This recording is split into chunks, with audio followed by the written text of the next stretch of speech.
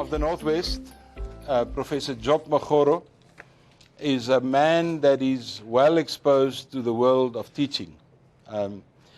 I received his CV. It's a lengthy CV, but for today's purposes, I think it's all about his academic training, his academic education, his contribution academically. And the most important part of his academic teaching is that he has taught on many universities in his capacity as a well-trained and well-versed administrator of government affairs, of government management. And as you know, today's lecture is about strategic planning, and in the handbook, which, Premier, I'm going to give away the secret, you will receive a gift, the handbook that the class is using. For purposes of everybody listening and the media, this is rated at R0, so you don't have to declare it. It's a desk copy with great appreciation to the local bookstore, which provided that. The places that I just would like to mention where Job Magoro has in the past been involved was at WITS, School for Public Development and Management, also at Fort Hare, 2004 to 2007. He has been a consultant doing a lot of work right over the African continent.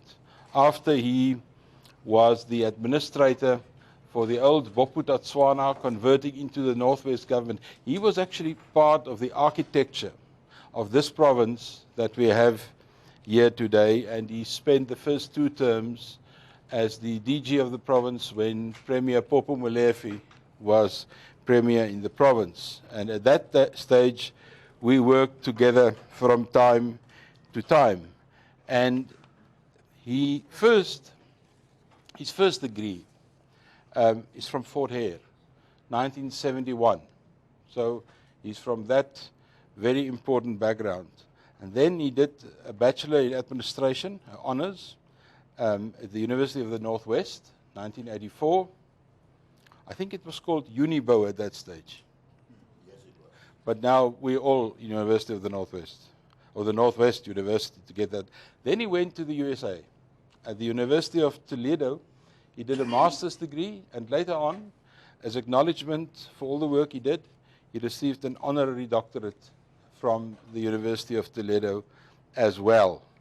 The other part of his interest, which I think is important for us, is that he takes the business of government very seriously. He has inherited, as the Premier over the last year or so, a huge challenge. And when I saw the chapter in the book, the difference between strategic planning in the private sector, which is what this book is about, there's definitely a difference when you apply this to the public service. And I requested him, and he humbly accepted, that he will talk to us about those differences and what the challenges are of managing strategically in the public service. Professor Magoro, it's my pleasure. Thank you. Thank you very much. As I've been thinking about this lecture, I've been chopping and changing.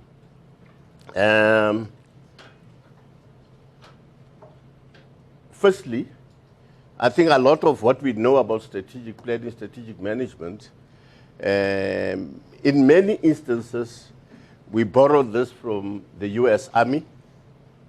Not in all instances, but in many instances, we borrowed this from the US Army. And the corporate world started using those tools, adapting the tools. And later on, these tools that in a sense were tried and tested and perfected in the private sector were then transferred to the public sector, adapted to the public sector. So in other words, you're talking about a discipline that has been shifting.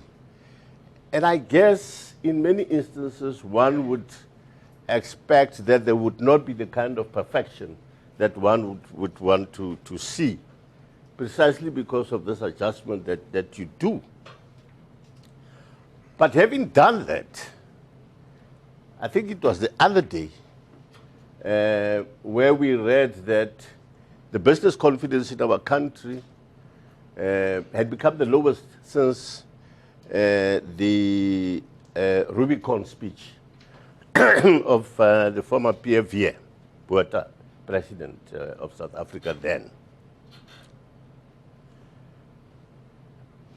So you say, okay, strategic planning, strategic management is a discipline that has moved from one context to the other.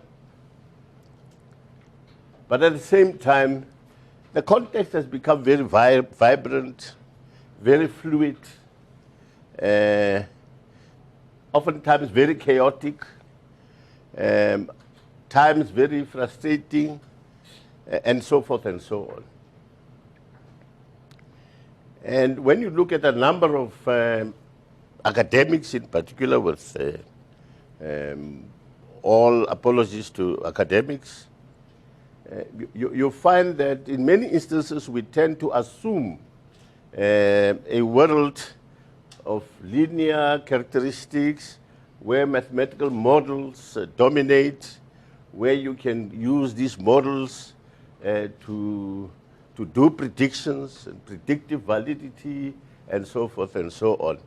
And when you understand the paradigm that underpins this kind of thinking, then there is some kind of assumption that says the world today is going to be the same world tomorrow.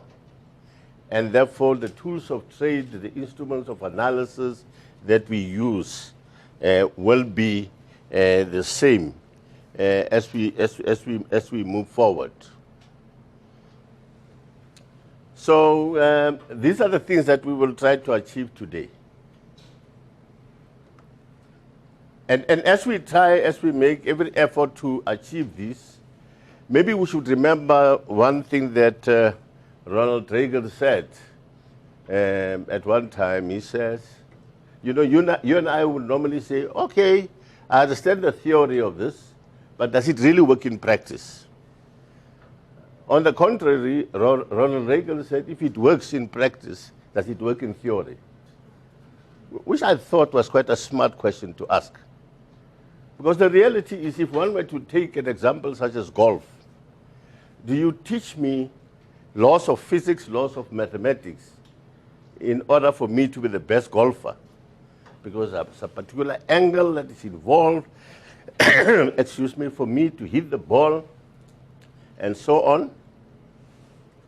Or do you allow me to hit the ball and perfect my ability to hit the ball, and then you make inferences around the theoretical constructs that might be explaining what I have just done, whether I've done it well or I've not done it well. So in grappling with this kind of difficult question, which is a question that I think we should always ask, not only to say if it works in theory, does it work in practice, but if it works in practice, does it work in theory? And I'm referring to this illustration because I'm not quite sure, being in an academic setting, whether the kind of facilitation or strategic management that one is doing here, whether it has to be theoretical, whether it has to be practical, whether it has to be both, and whichever way it is, to what extent would it be useful for those who are in the practicing world and those who are preparing to go into the practicing world. So again, a number of questions which do not have easy and straightforward answers. So let me zoom straight into the practical world of government, the practical world of the South African government, but which in many ways, about roughly 10 years ago, was borrowed from the broader global practical world. But you would know that at some stage in our democracy, government adopted the National Development Plan. And of course, the National Development Plan was a product of a comprehensive process of consultation. And I'm really mentioning the NDP to say, but where does strategy start in government? Now, for a long time, there has been concern that there was lack of long-term perspective planning in the culture of planning in our country, in particular in the public sector. Well, we have the NDP, whose time period goes up to 2030.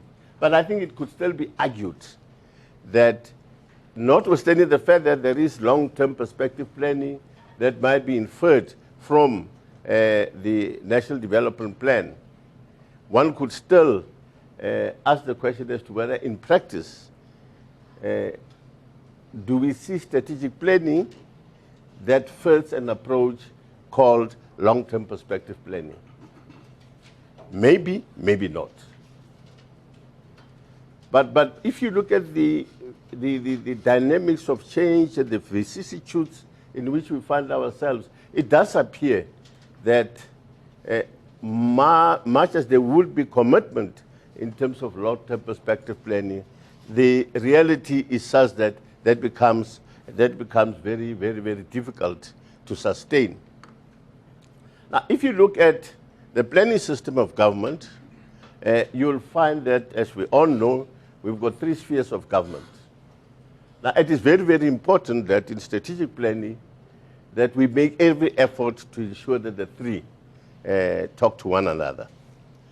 So that if you look at the national perspective, the first thing that has to inform, broadly speaking, the strategic planning efforts is the National Development Plan. What are the goals that we see over a time horizon up to 2030? What are those? So how do we begin to plan given that particular context?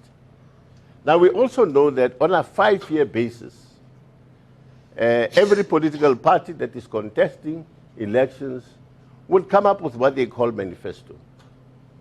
They would say, if you elect me, if you elect my party, this is what we are going to offer. So they will give you that which they will be doing.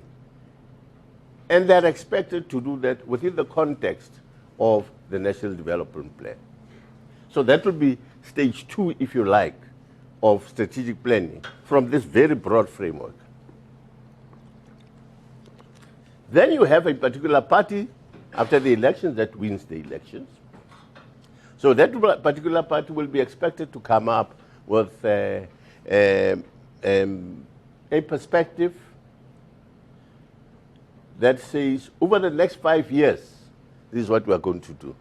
Remember, the manifesto talks to a political term. And as you and I know, a political term lasts for 5 years. So necessarily, the manifesto would be a translation into deliverables. Now, based on that, the party that would have won the election would, in the National Assembly, have had a member from its party elected as president. So when Parliament reopens in February, that president is expected to give SONA, State of the Nation address. Now, these things are not just happening. They are informed by a strategic framework. I think that's the point we tried to make. Now, out of that, we'll have to come, as I say, your 60-month framework, your 5-year framework, which is called the medium-term strategic framework. It's a 5-year perspective. Now, this is an improvement from what used to be ad hoc planning, from what used to be 1-year perspective planning, if you like. And the deliverables or the priorities of the objectives contained in the MTSF would be prioritized in terms of 12 priorities. If you look at the government website, you will see what those 12 outcomes would be. Now, those have to be translated at provincial level. And at provincial level, the head of government will give a state of the province address, then that would be informed by what that province would have crafted as the provincial growth and development strategy. And so that one will cascade into sectoral plans for agriculture, for economic development, for health, for education, and so on. And out of that will be strategic plans. A strategic plan would be a 5-year perspective. Out of the 5-year perspective will be the MTSF, for instance, which gives you the deliverables. Out of the 5-year, rolling out of that would be an MTEF, medium-term expenditure framework, which really says to you, in terms of our strategic framework for this period, we are going to spend as follows in the next 3 years. Rolling out of your MTF would be your APP, annual performance plan. The APP talks to the MTF, MTF talks to the APP. The APP is a 3-year perspective, but principally addresses the year ensuing as well as the latter 2 years. So that gives you your perspective, but we also have municipalities coming up with their strategic plan. They must also take their leave from the national strategic perspective. They will come with strategic service delivery budget plans, IDPs, strategic state spatial development framework, and other sector plans. So in other words, and we know that there are deviations, but in the ideal world, the whole nation at various spheres must strategically speak from one script. That's really what this is saying. Now, from time to time, you see this political leader making a speech, that one is making a speech, and some of us just become punch drunk with all these speeches. But again, these things are not happening haphazardly. They are contained within a particular strategic national consensus, where, for instance, you would have, sorry about that. I've already spoken to the medium-term strategic framework, which is a 5-year perspective, and that emanating from that would be national plans and planning frameworks, and that would be linked to what the President says in the State of the Nation address. You'd also have sectoral strategies. You'll have provincial growth and development strategies that will be linked to the speech we call State of the Province address that the Premier would be giving, strategic plans, annual performance plans, district planning, and planning at local level. So that would be the national framework for strategic planning in the public sector. Now, let us just look at a conceptual perspective of strategic planning in the public sector. Clearly, we all agree that is how the strategic intent is arrived at in terms of vision, mission, and strategic objectives. Then you look at strategy formulation. Now, some of the things that I'm going to say in later slides are really related to the second component around strategy formulation, especially the SWOT. For me, the SWOT is a very, very critical aspect, because when you do your strengths, weaknesses, opportunities, and threats, you have to make sure that the discipline of root cause analysis receives the necessary prominence. Root cause analysis, because once you have done your SWOT and you have understood what your SWOT is really saying, you then have to come up with interventions. And those interventions must be well informed by a thoroughly diagnosed strategic challenge, which you do through your SWOT. And I will talk later about the importance of SWOT, and of course that is followed by strategy implementation and evaluation. and of course your textbook would delineate those three components. What is a strategic plan? By using the example of service delivery there.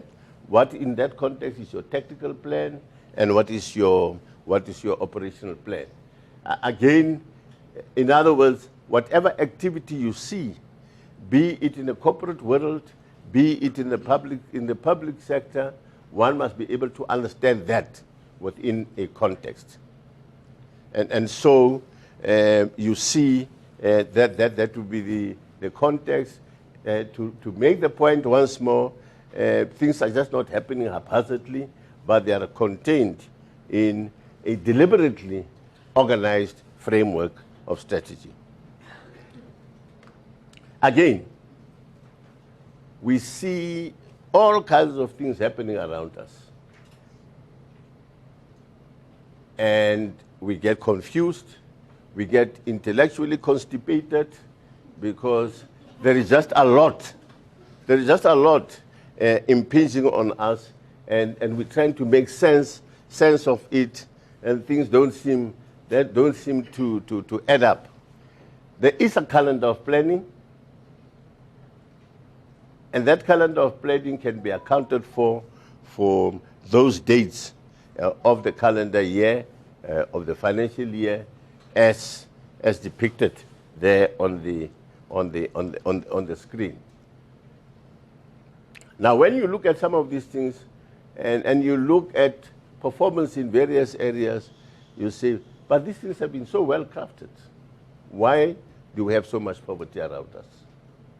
Some people would say implementation, and implementation, that those are the challenges. But perhaps there are other challenges. The questions that we normally ask in the strategic planning process, the first one is, where are we?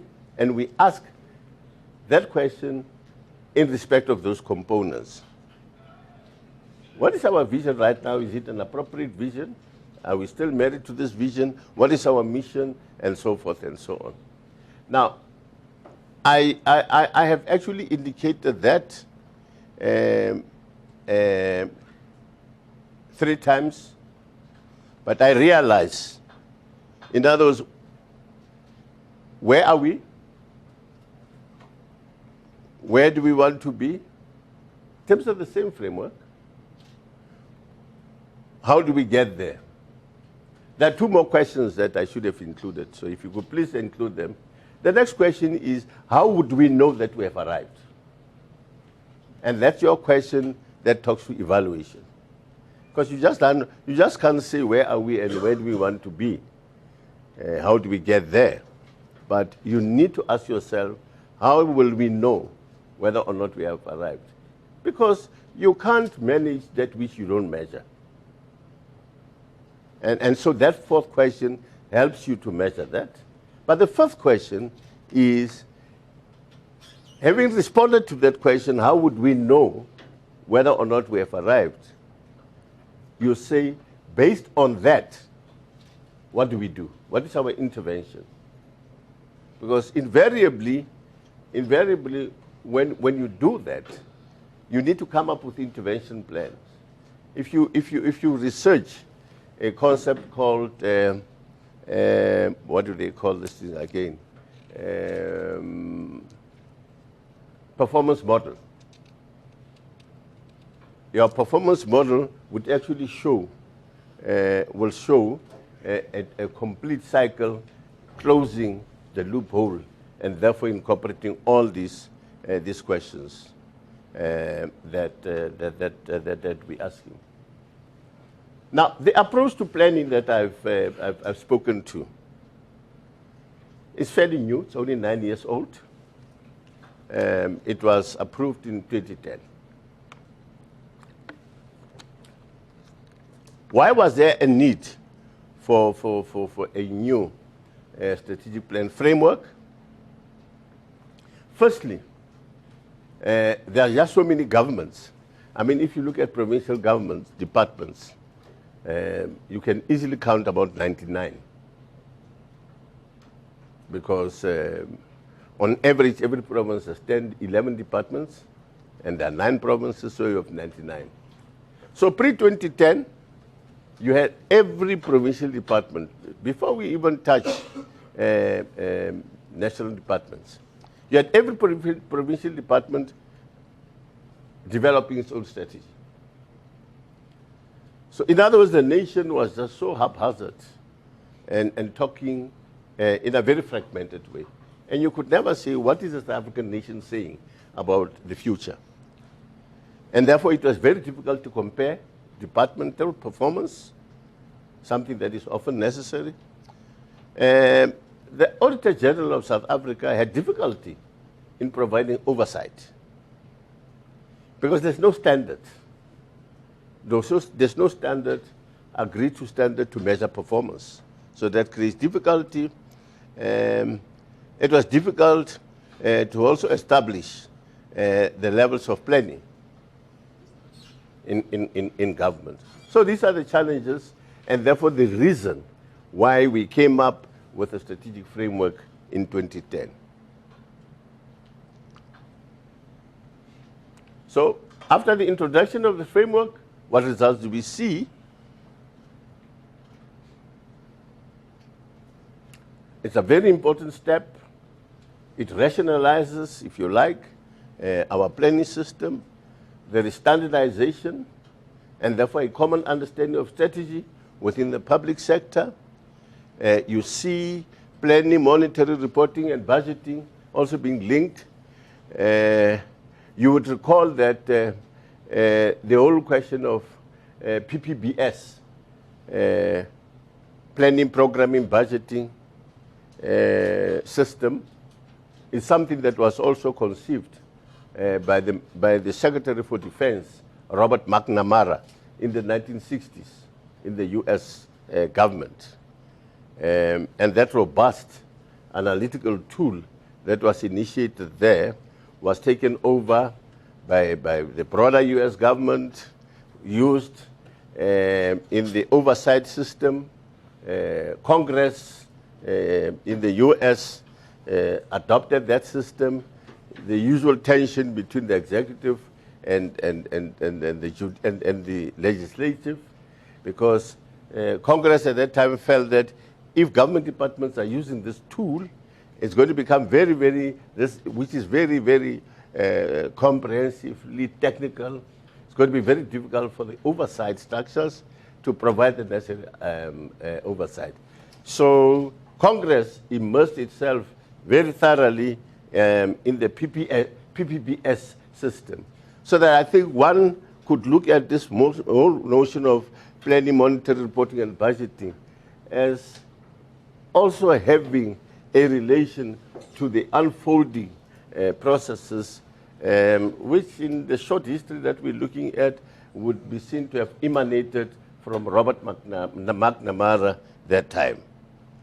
Accountability standards, oversight, and therefore making the work of the Auditor General easier, empowering of departments, enabling departments to be more focused, more robust in their planning systems.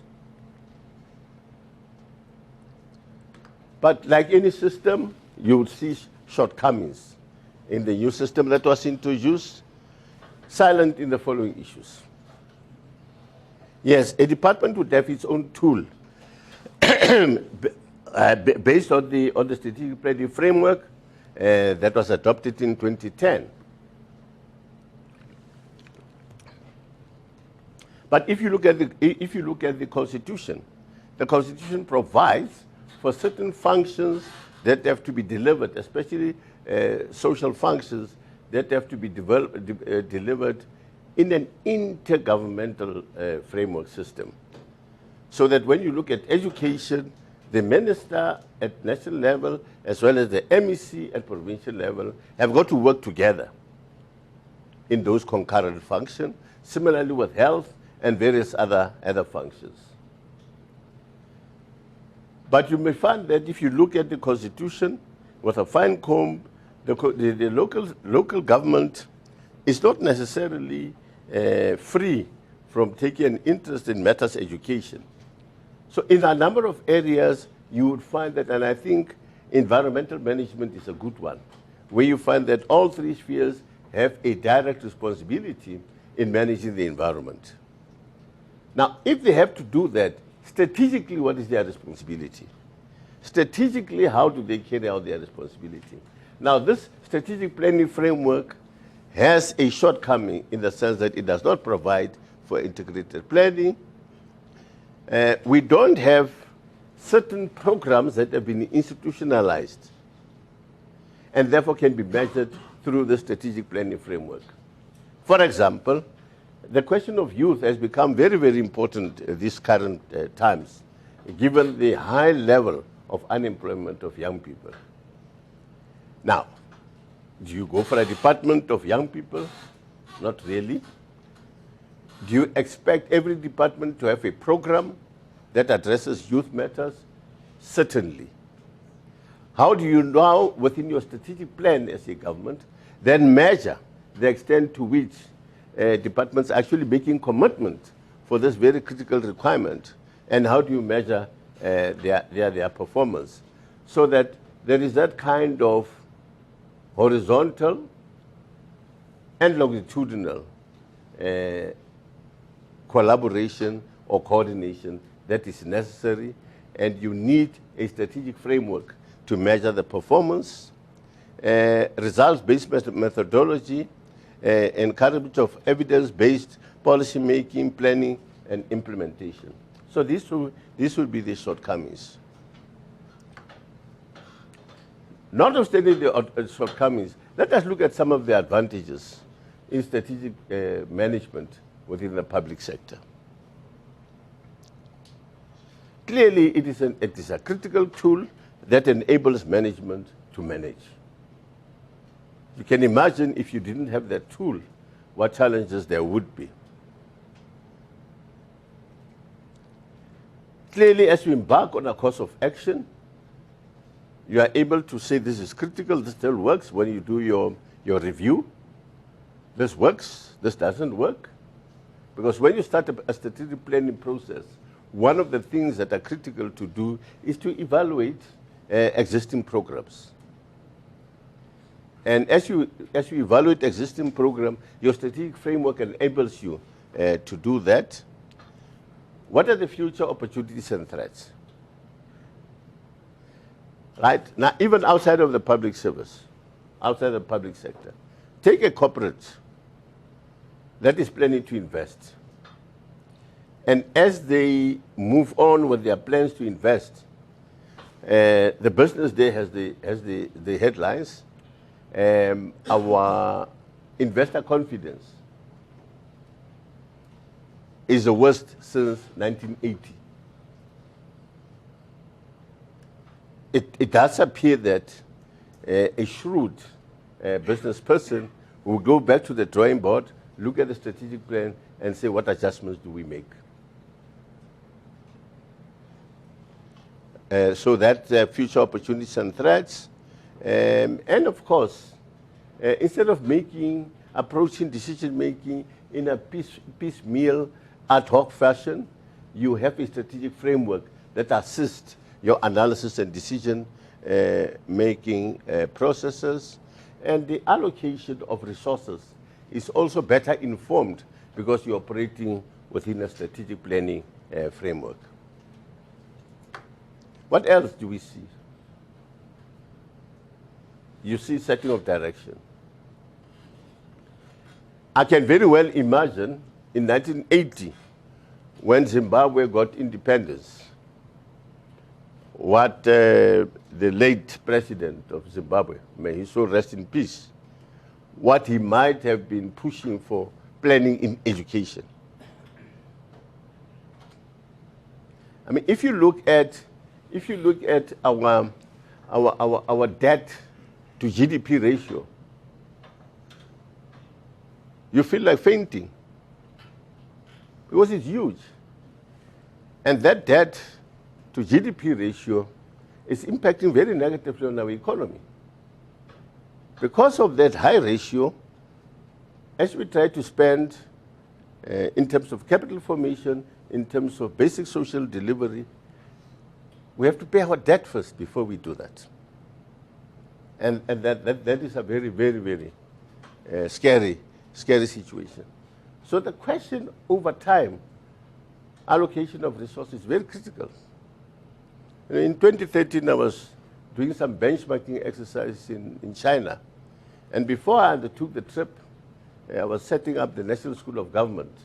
So I went to China and with my team to look at good practices. And as part of my preparation, I looked at the planning system in China. And I came across reforms of 1985. If you look at the literature, if you just do some search, you would find these reports. So I looked at this reforms of 1985. And when I was in China, I spent most of my time in Shanghai. And it was just mind-boggling to see the connection between what I had read and the developments that were manifest in Shanghai. And you and I know that Chinese are very good at long-term perspective planning. But it also says that you do that within a framework that inter alia informs you about the best and most efficient, most effective allocation of scarce resources. Question of coordination, communication, measuring progress. Organizations become more disciplined, more organized, because they follow strategic management principles. You are able to say, this is the departmental strategic plan, and all of you are members of this department. On the basis of this, each one of you is going to draw an individual performance plan upon which we're going to judge you.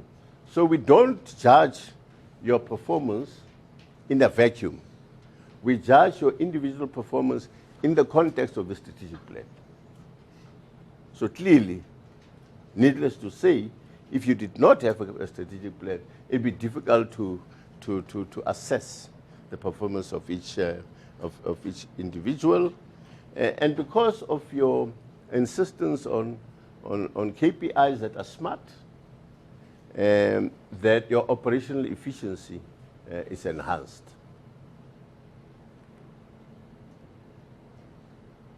We've spoken about discipline. We've spoken about organization and individual performance, where you act ex ante instead of ex post, because the discipline of strategic planning compels you to be proactive.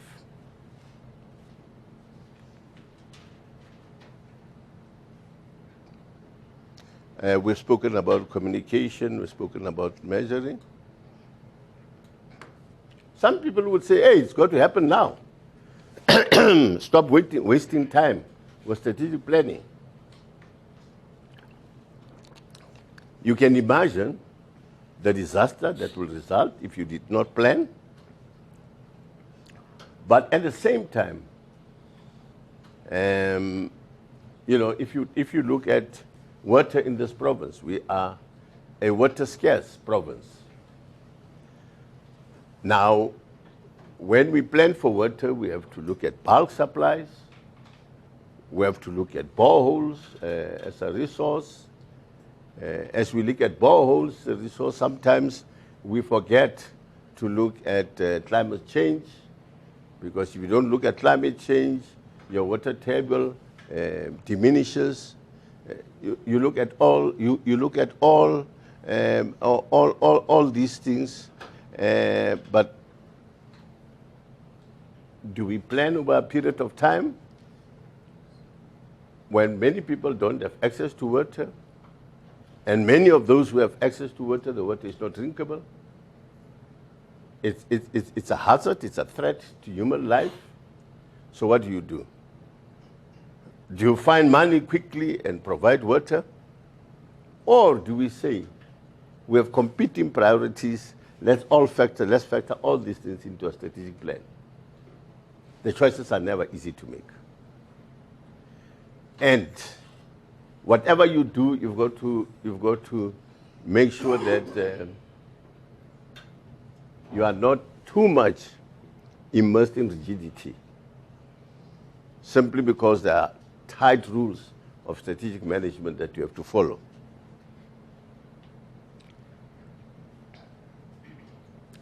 Right, shall we? We continue to discuss disadvantages. If we're talking about education, so many of us have to come to the party. I mean, the constant problem that we have in the province and elsewhere is a question of infrastructure delivery.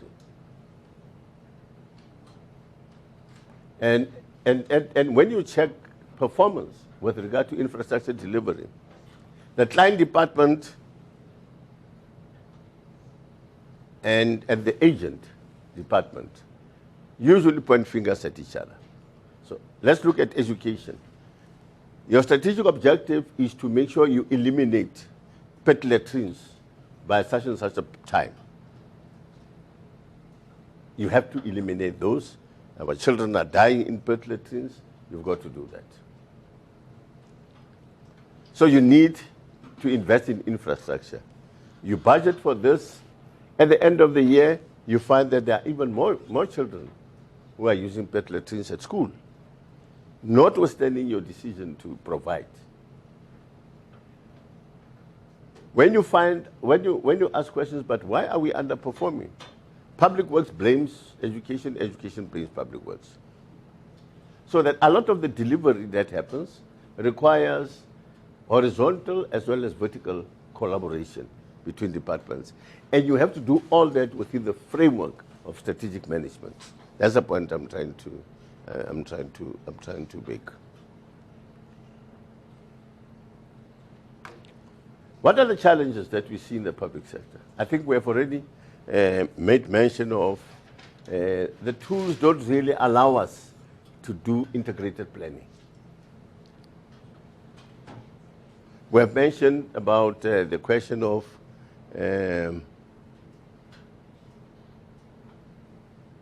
compliance. You know, there are three things that the Auditor General looks at. The Auditor General looks at your annual financial statement, which is an expenditure reflection of your delivery. The Auditor General looks at the extent to which you comply with legislation, in large measure the PFMA. The Auditor General looks at the extent to which you have performed with regard to predetermined strategic objectives, which is the component that is usually referred to as service delivery. Now, what always boggles the mind for me is that you'll see the Auditor General saying, this department has performed very, very well in terms of predetermined objectives. And remember, predetermined objectives talks to service delivery. But when you look at what they have to deliver on the ground, you find a mismatch. And so what the strategic planning framework has done since 2010, it has infused in us a mindset that says An excellent side of delivery is when you get an excellent mark on your annual performance plan from the Auditor General. So, the beneficiary of your effort is the Auditor General and not the people. I think one can be that cynical, so to say. Lack of communication. Do we ever take our APP and go to the communities and say, especially at the end of the year, and say that is what we said to deliver to you communities? This is our annual report at the end of the period. Look how well we have delivered. We don't bother, let alone demonstrating a strong correlation between that which appears in the Auditor General report as well as what is on the ground. So that is lack of communication and feedback. Target setting not informed by challenges on the ground. Many departments don't include outcome indicators. You know, at some stage in my life, I was Director General of the national department that is responsible for training public servants across the country. And now in terms of the PFMA, I was responsible for producing outputs, and the minister was responsible for producing outcomes. That's what the PFMA says. And right from its inception, I've always argued against that. Doesn't make sense. It is artificial to dichotomize the two, for starters. You've got to find a logical connection between the two. And once you appreciate and recognize the logical connection between the two, then your approach to expectations in respect of these two functionaries, I think will necessarily change. And here is my reasoning. You can't separate outcomes from outputs. Because I may, using the example of a training institution, I may say, I set out to deliver so many person training days. These are my indicator performance, key performance indicators. These were my targets.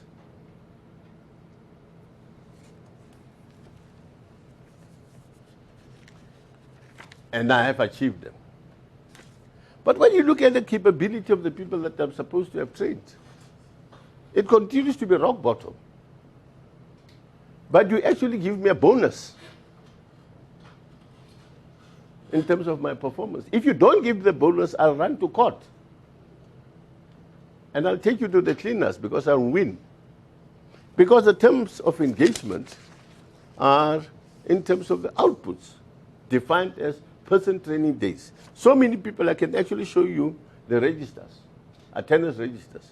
So many people came through my training, and I can show that. But however, if I say to you, yes, you are committing these training days, you must demonstrate to me, give me the logic that that intervention measured through per person training days will actually transform the capability of your participants. And let's measure that. So that becomes a challenge.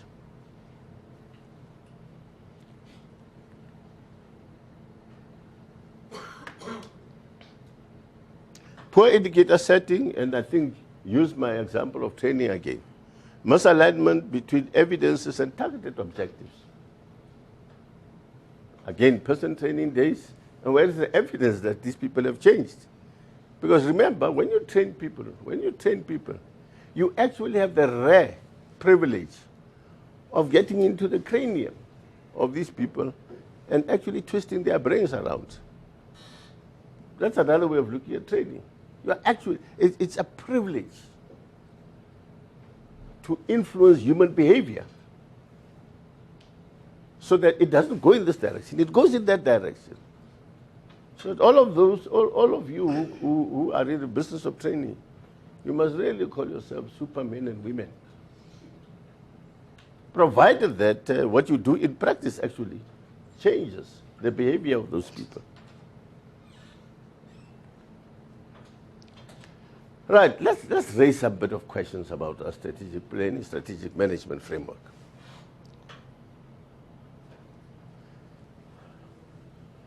Are circumstances in the public service conducive to strategic management? What criteria do we use to appoint people, for instance? And do we use our strategic imperatives and strategic objectives to appoint these people? These are the strategic objectives that I want to achieve, right? And if you look at the book From Good to Great, it says when you appoint these people, they must be the right people, in the right seat, in the right bus, going in the right direction. It's a powerful strategic statement that is being made. But do you actually have that? The other thing is chaos and disorder.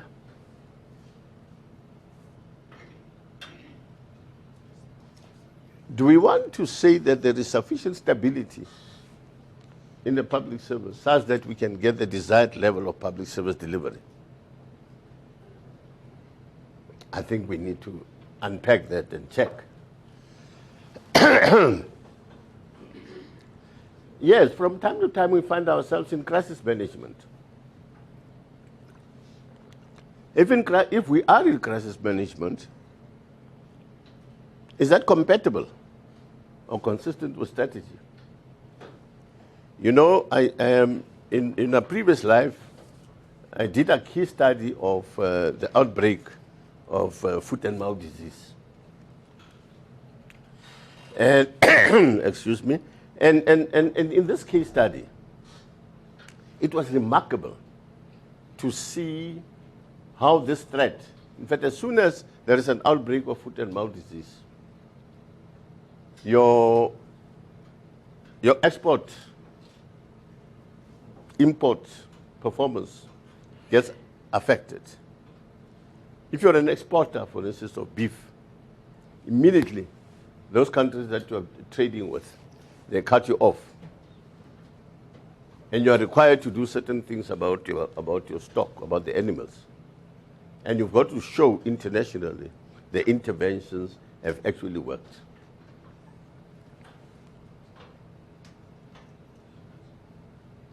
And in some instances, there was culling of animals. In other instances, they used the method of injection to deal with vaccination, to deal with this. Those, especially in the case that an area farmers, commercial farmers, subsistence farmers, that actually had their animals culled, were actually responding to the call by government and were compensated. What was interesting in this case study,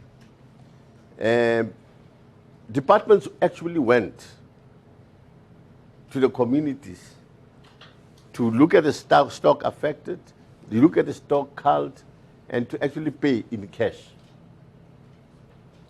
And in the case study, what we illustrate is that not a single rule in PFMA was deviated from. So it was a very unique, very responsive approach to a national crisis. And there was no blockage or impediment posed by the PFMA, despite the fact in some instances they took bags of money and went to pay these farmers.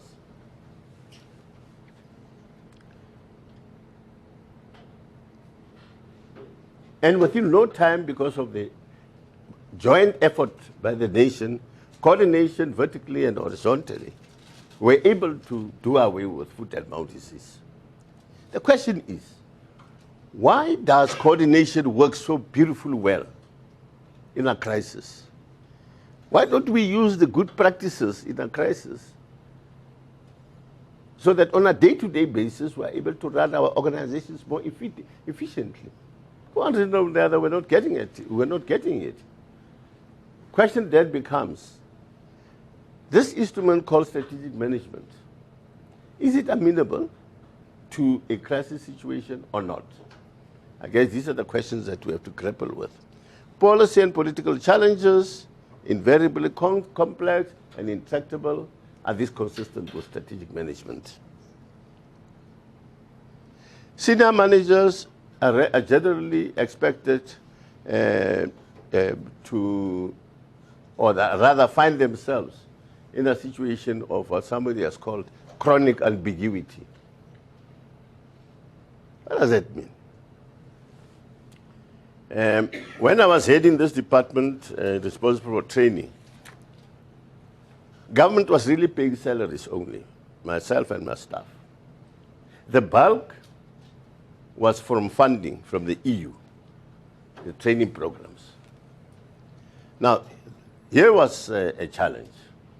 Every October, Reverend Frank Chikani, who was the DG in the presidency, and therefore our first among equals, would require us to produce reports on how we had performed in respect of preferential procurement. The EU, that was funding more than 90% of our programs, said, you dare do it. We take our money and go. We don't want preferential procurement. You do it strictly on merit. So I had two bosses. They want two opposing things. The one wants me to demonstrate preferential procurement. Given where we come from, you know the legitimacy in this policy. The one who has the bag of money says, you don't use my money on preferential procurement. And you've got to satisfy both. So one day we're being addressed by Minister Isopat that time. He was the minister in the presidency. I said, Minister, I've got this dilemma. Every October I've got to account. And I'm trying to find a way of striking a balance between the two. What do you think? This is what I think I should handle it. What do you think? He looked at me and he said, Job, why do you think we appointed you a Director General? Next question. That was the answer he gave me.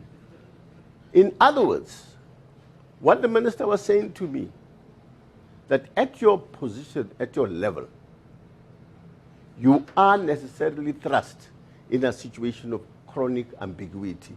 Whether you like it or not, you've got to survive. And that is the challenge to leaders in the public sector. Oftentimes, even in the corporate sector, all you have to do is to look at Old Mutual. I'm sure the leaders of Old Mutual have committed themselves to the Constitution. But every time Moyo wins a court case and he goes back to work, they say the gates are going to be shut. And you say, but how do you live in that kind of contradiction?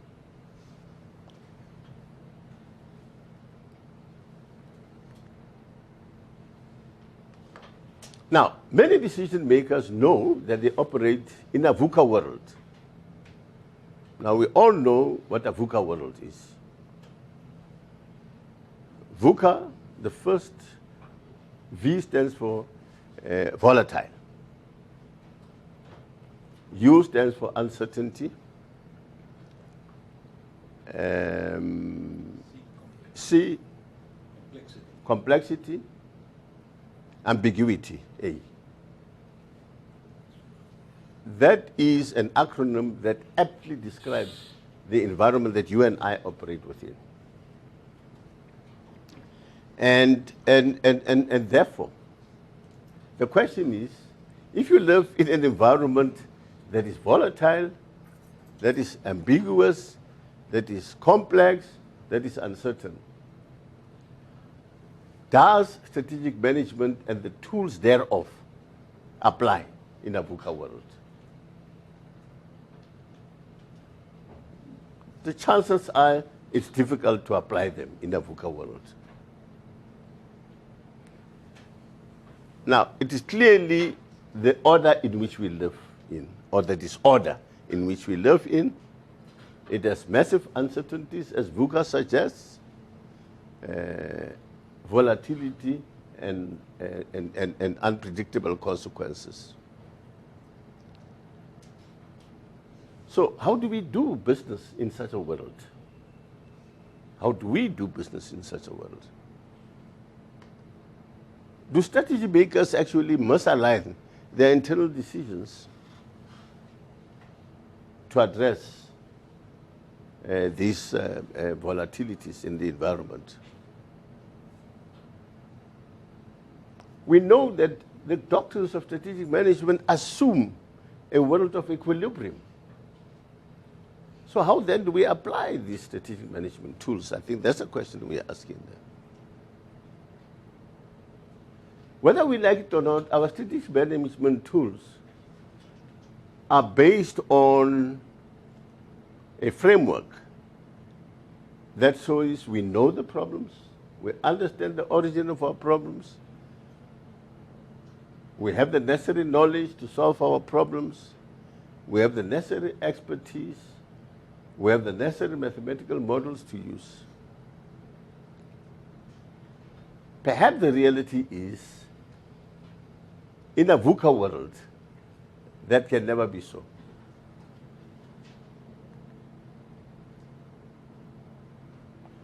So, do we have a capability of adjusting the way we do things, the way we implement, we manage strategy? Do we make the necessary adjustments to a VUCA world?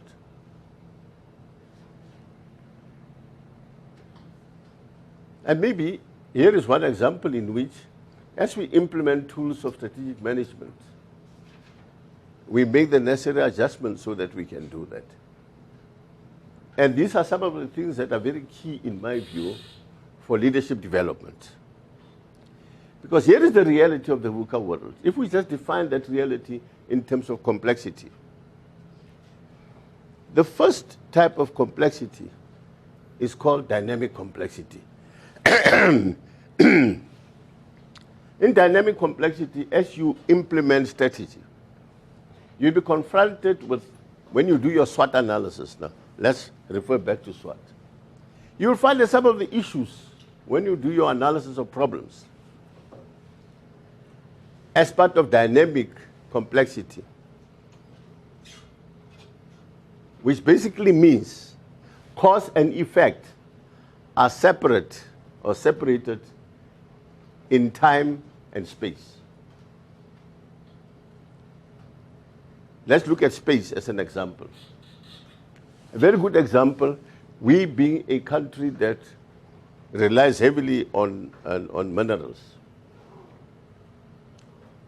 When our minerals are bought by outside countries, our balance of payments improves.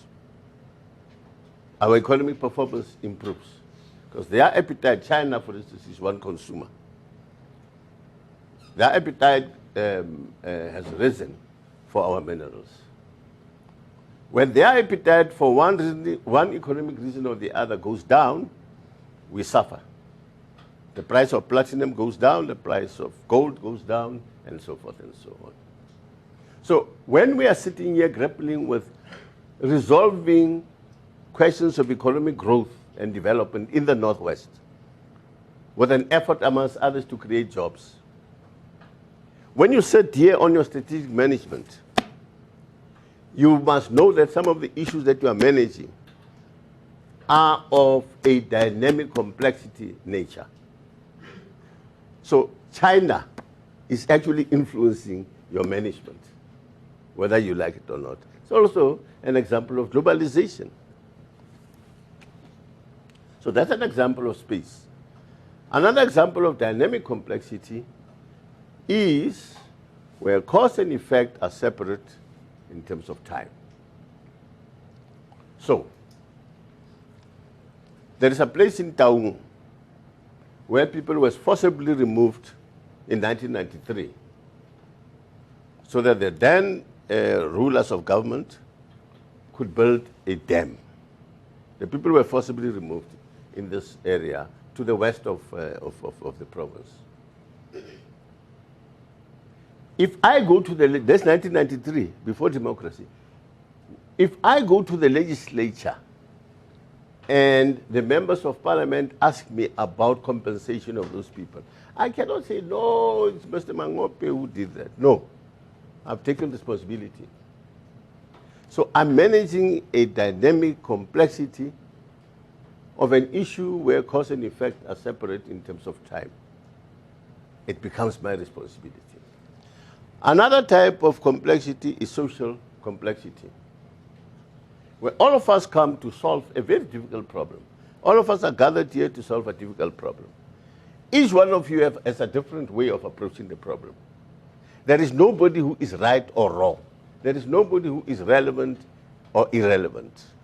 We must take account of all the views that you express,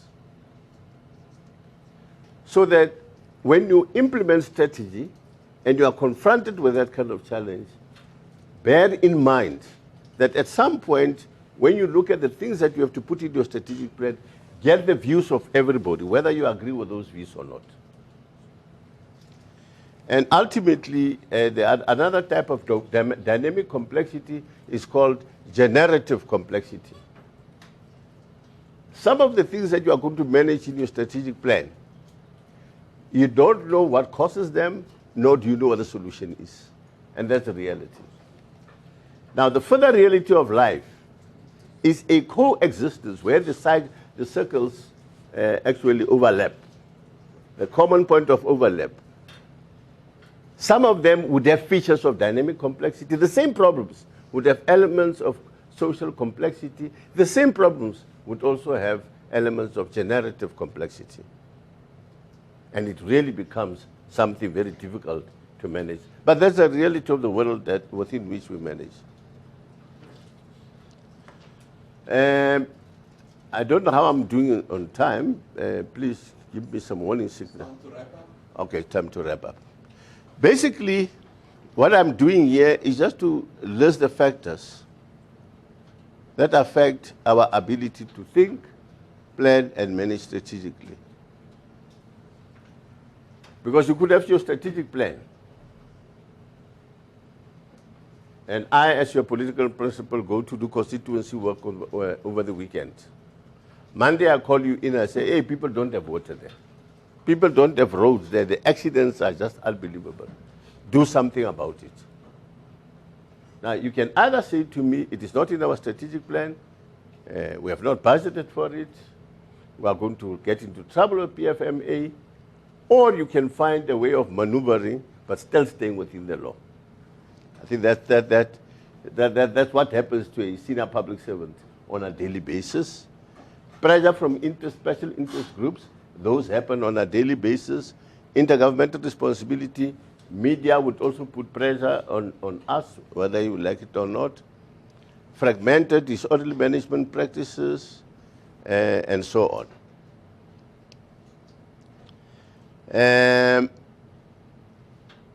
I deal with instances where strategic planning is not advisable. And here's an example. Sometimes you are just about to appoint a director general or an HOD. Is it wise to proceed with strategic plan? Well, that person owns the product. I think that's what we're trying to say. Here I'm just talking about strategic capability. And I think basically in the short time available, we've obviously spoken about the challenges and the realities of the South African public sector. We have spoken about the realities of the complex and chaotic environment, and we have defined this as a VUCA world, and that we need to make sure that in developing our leaders, in appointing our leaders, that we take stock of and we are sensitive to these realities. As you can see, I'm just being stopped. And as a law-abiding citizen, I will comply. Thank you very much. Thanks a lot. Thank you. We do have time for one or two questions if anybody has a question. But I would just like to make this comment, Premier. During this week, we had a media clown claiming to have taught at Wits. At least, if you were ever to make the claim that you have taught at Northwest, we will confirm and endorse.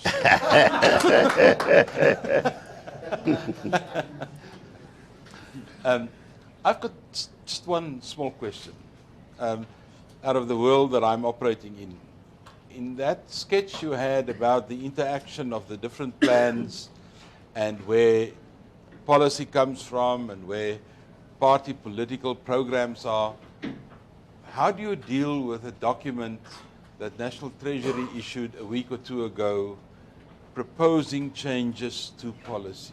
Where does that thing fit in your whole scheme of things? Because we had interesting reactions on it. I don't want you to declare whether you like it or not, just the process part of that document.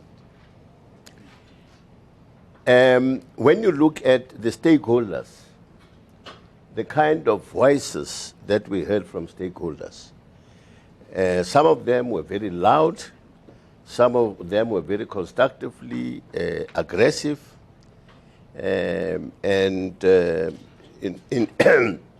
in the spirit of democracy, you may want to ask my colleague MEC for health to just give a view, just to hear a different voice, with due respect. Yeah, you're welcome, if you want to answer. So I don't say my view on the document. No, all I want to know is process-wise. Okay. Economic policy document. Process-wise, National Treasury has some responsibility to develop economic policies. In the process of government, if it were to be purely a government policy, it would have to be developed by National Treasury and in consultation with the economic cluster. We consulted the economic cluster in government. The economic cluster, having spoken on the document, would have to then consult the economic subcommittee of the ruling party. Okay, that's where the link then. That's where the link is. Now the economic subcommittee then expands the consultation to include your broader alliance partners, other research institutions that may have an input on an economic policy, which necessarily can't have in a cabinet policy before it goes outside.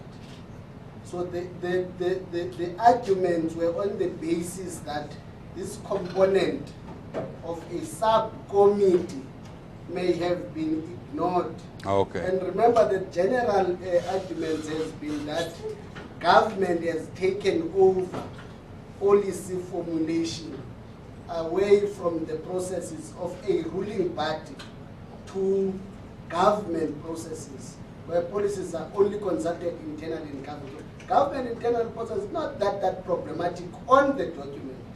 The problem is that they have been consulted with the economic cluster of government. You therefore have to go and consult the economic subcommittee, which then opens up internally first before it goes outside. No, but what complicated the issue, of course, was the man that I gave his own name, Tito Mboweni. I'm referring to him as the voorhamer van Magubas Kloof, and the way in which he announced it. But thank you for that answer. And we've got one last little item. One of the students will just give a gift of appreciation to the Premier for taking time out for this lecture. We thank you very much. Thank you very much. I think if I may, what this illustrates, what this question illustrates, is that you need criteria to exist, coexist. You need efficiency, effectiveness, and economy to coexist. Now, Minister Tito Mboweni, looking at the state of the economy, may think that the prominence of efficiency must dominate. But then the effectiveness of the policy process suffers terribly, precisely because there's not been a consultative process. And I think in the facilitation I've done here, one of the things that I've highlighted is that in this kind of VUCA world, to what extent do principles of strategic management really apply? I think everybody is panicking given the state of our economy. And almost as a knee-jerk reaction, we would say, oh, at last somebody is coming up with the way forward. And once you get that kind of relief, then various parts of the population say, no, this is nonsense. This is not your policy. It's the nation's policy. And there are processes that we have to follow. Thank you very much. And I would like you to remember one word out of everything you said today. That's chronic ambiguity. That was a good one. Anthea, please. From one of the students, a little gift, and that's our appreciation for giving us this lecture. Thank you very much. Sure. Nothing to declare. No.